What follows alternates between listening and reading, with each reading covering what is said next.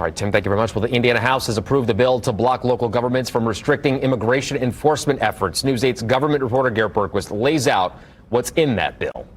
This is part of a larger push by Republicans to use state resources to aid the Trump administration's immigration enforcement efforts. And it comes on the last day for bills to pass the chamber in which they were introduced. The bill prohibits any governmental body or post-secondary education institution from restricting the enforcement of federal immigration laws, regardless of whether or not a federal agency carries out the action. It also bans employing an undocumented alien.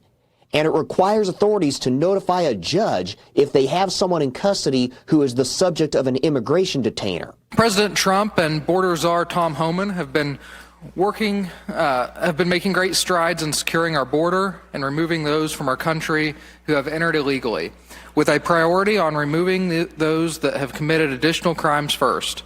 But we have a part to play here in Indiana as well. We can do that with this legislation. Governor Mike Braun already has ordered Indiana law enforcement agencies to assist federal authorities whenever possible. And lawmakers briefly considered requiring county sheriffs to participate in a federal jail enforcement program. One testimony offered in committee, and I quote, "I'm not just talking about legal immigration. I'm against all immigration. The narrative of being opposed to legal immigration is a narrative we should universally reject.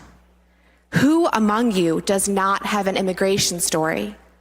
Democrats also say the bill does not provide harsh enough penalties for those who employ undocumented workers. They say authorities should focus on employers rather than the workers themselves. The way the bill it's drafted now, it's the civil enforcement mechanism from the Attorney General creates a series of loopholes and immunities for employers to allow them to continue employing people illegally in the state of Indiana without much consequence at all. If we want to see an end to illegal immigration in this state, there's an easy way to do it. It is to shut off the supply of jobs to illegal immigrants.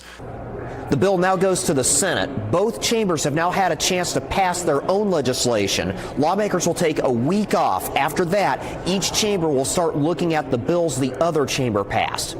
At the State House, I'm Garrett Berquist for Wish TV, wishtv.com, or follow us on Facebook for updates.